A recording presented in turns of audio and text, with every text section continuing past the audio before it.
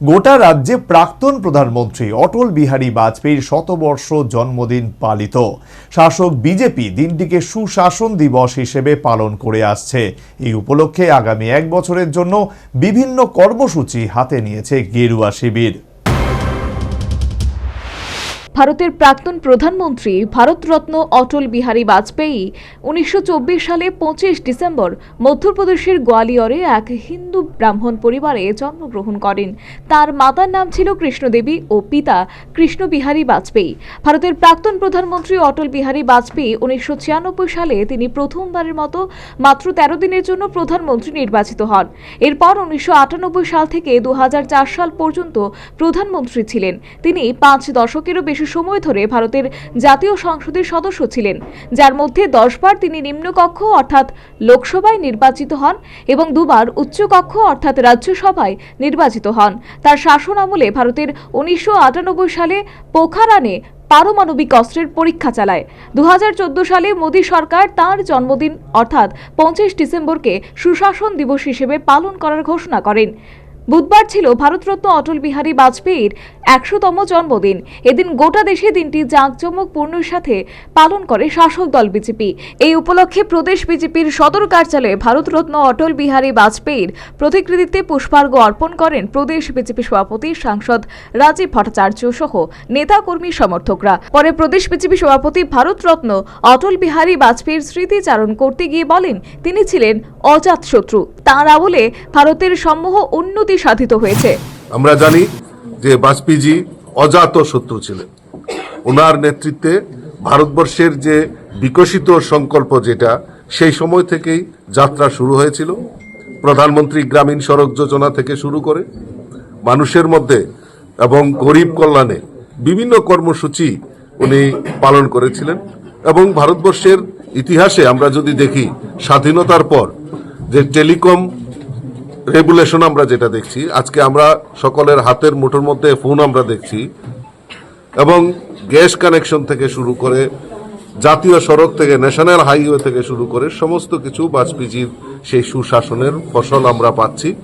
এবং কৃষকদের যে ডেভেলপমেন্ট করা, কৃষকদের উন্নত করা, বিভিন্ন প্রকল্পের মাধ্যমে কৃষকদেরকে উন্নত করা, তার প্রয়াস আমাদের বাজপেয়ীজি করেছেন। এদিন ভারতের প্রাক্তন প্রধানমন্ত্রী ভারতরত্ন অটল বিহারী বাজপেয়ীর জন্মদিন উদযাপন মঞ্চে তেলিয়ামুড়া শক্তি বাড়ালো শাসক দল বিজেপি শিবির। সিপিএম, কংগ্রেস সহ বিভিন্ন বিরোধী রাজনৈতিক দল ছেড়ে 10 পরিবারে 40 জন ভোটার যোগ দিল গেরুয়া শিবিরে।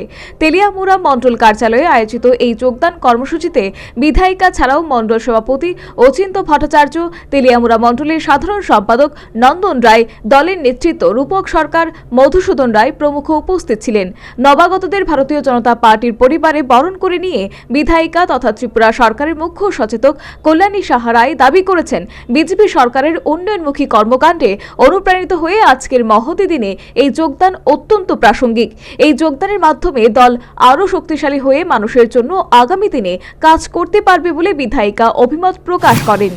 অনুপ্রাণিত হয়ে এবং আমাদের কার্যকর্তাদের কার্যকলাপে অনুপ্রাণিত হয়ে আজকে 10 পরিবারের 40 জন ভোটার ভারতীয় জনতা পার্টিতে তেলিয়ামুড়া মণ্ডলে যোগদান করেন। এবং এই জন্মদিনের শ্রদ্ধার্ঘ্য যখন আমরা অর্পণ করি, তখনই তারা আজকের এই অনুষ্ঠানের মাধ্যমেই তারা আমাদের দলে যোগদান। এদিন ভারতীয় জনতা পার্টি কৈলাসহর মণ্ডলের উদ্যোগে সুশাসন দিবস পালিত হল কৈলাসহরে।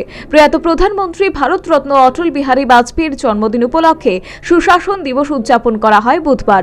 ঊনকোটি জেলা বিজেপির 53 কৈলাসহর মণ্ডল কমিটির উদ্যোগে আয়োজিত এই অনুষ্ঠানে দলীয় কার্যালয়ে বিশেষ আলোচনা সভার আয়োজন করা হয়। অনুষ্ঠানের শুরুতে বাজপেয়ীর প্রতিকৃতিতে পুষ্পার্ঘ্য অর্পণ করা হয়। নেতৃবৃন্দ তার রাজনৈতিক জীবন, সুশাসনের প্রতি দায়বদ্ধতা এবং সাহিত্যিক অবদান নিয়ে আলোচনা করেন। সভায় উপস্থিত ছিলেন নবনিযুক্ত মণ্ডল সভাপতি প্রীতম ঘোষ, ছিলেন বরিষ্ঠ নেতা বিধান দাস, বিজেপি কার্যকর্তা সমীর পুরকায়স্থ, গৌরচাঁদ অধিকারী, অরুণ দাস এবং রাজ্য কমিটির সদস্য নীতিশ দে সহ অন্যান্য নেতৃত্ববৃন্দ। Bureau report, news vanguard.